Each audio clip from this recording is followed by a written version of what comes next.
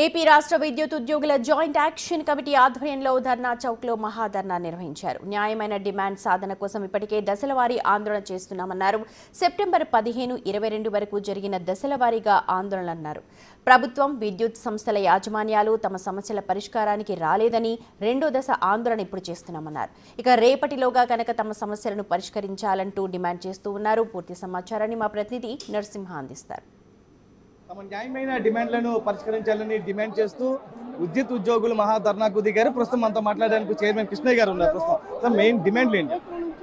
మా డిమాండ్లు ఏంటంటే కాంట్రాక్ట్ కార్మికులను విలీనం చేయడము, ఎనర్జీ అసిస్టెంట్లను రెగ్యులర్గా మా విద్యుత్ సంస్థలో రెగ్యులర్ ఉద్యోగులుగా గుర్తించడము, అదే మాదిరిగా పాత పెన్షన్ విధానము ఏదైతే గవర్నమెంట్లో 2004 వరకు ఉందో, 31/8/2004 వరకు ఉందో దానిని ప్రవేశపెట్టడము, అదే మాదిరిగా మాకున్నటువంటి పెన్షన్లను గ్రాడ్యుయేటీ ట్రస్ట్ ఏవైతే ఉన్నాయో వాటిని డబ్బులు లేకుండా ఉత్త పేపర్లు మాత్రమే చూపిస్తున్నారు.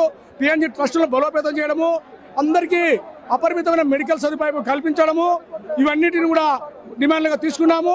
అదే మాదిరిగా వారి విద్యార్హతలను బట్టి వాళ్ళకి అపాయింట్మెంట్ బట్టి ట్రాన్స్ఫర్ ఏదైతే వాళ్ళ విద్యార్హత ఉందో దాని తగినట్టుగా పోస్టు పదోన్నతులు కల్పించాలని మొదలగు డిమాండ్ల మీద 29 డిమాండ్ల మీద మేము పెట్టడం జరిగినది.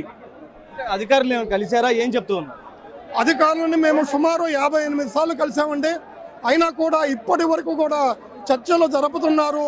మాకు కాగితం మీద మినిట్స్ ఇస్తున్నారు కానీ ఆర్డర్స్ అయితే ఇవ్వట్లేదు. ఈ రోజు మరి ఒకసారి మమ్మల్ని 5 గంటలకు చర్చలకు పిలిచారు. ఇదే మోసపూరితమైన చర్చలు జరిపితే ఈ విద్యుత్ చేసి ఒప్పుకునే క్వశ్చన్ లేదు. ఖచ్చితంగా 15వ తారీఖు నుంచి సమ్మెలోకి వెళ్తాం. కాబట్టి మీరు ఏదైతే మమ్మల్ని చర్చలకు పిలిచి ఈ యొక్క సబ్జెక్ట్ని క్లోజ్ చేసి వినియోగదారులకు ఇబ్బంది కలగకుండా చూసుకోవాల్సిన బాధ్యత ఈ విద్యుత్ యాజమాన్యాల మీద, ప్రభుత్వం మీద ఉందని తెలియజేస్తా ఉన్నాం. కార్యాచరణ ఏ విధంగా ఉండబోతుంది? కార్యాచరణ అంటే మా కాంట్రాక్ట్ ఎంప్లాయీస్ అందరూ కూడా సబ్స్టేషన్ నుంచి 10వ తారీఖు ఉదయం 6 గంటలకు సిమ్ కార్డులు ఇచ్చేసి యాజమాన్యాలకు బయటకు వచ్చేస్తారు. అలాగే ఫీల్డ్లో ఉన్నటువంటి మా ఎంప్లాయీస్ అందరూ కూడా లైన్మెన్లు కానీ, లైన్ ఇన్స్పెక్టర్లు కానీ, జేఎల్ఎం గ్రేడ్ 2లు కానీ, జేఎల్ఎంలు కానీ, ఏఎల్ఎంలు కానీ అందరూ వస్తారు, బయటికి ఉద్యమంలోకి వస్తారు. లైన్లో ఎక్కడైనా బ్రేక్ డౌన్లు అయినా కూడా మేము అటెండ్ కాము ఆ రోజుల్లో, స్ట్రైక్లో ఉన్న పీరియడ్లో. అలాగే ఏదైతే కార్యాచరణ మేము ఇచ్చామో అంటే ఈ ఇబ్బందులు, ప్రజలకు కలిగిన ఇబ్బందులన్నీ కూడా అవి యాజమాన్యాలే దాన్ని పరిష్కరించుకోవాలో కానీ మాకు ఎటువంటి సంబంధం లేదు. ఉద్యమంలో ఉన్నన్ని రోజులని తెలియజేసుకుంటున్నాను.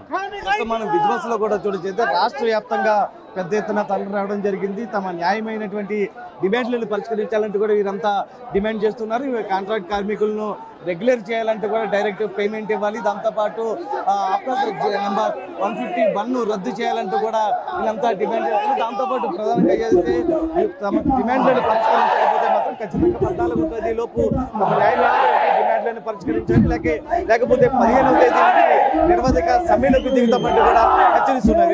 రాజ్ కుమార్ తో బిగ్ టీవీ, విజయవాడ.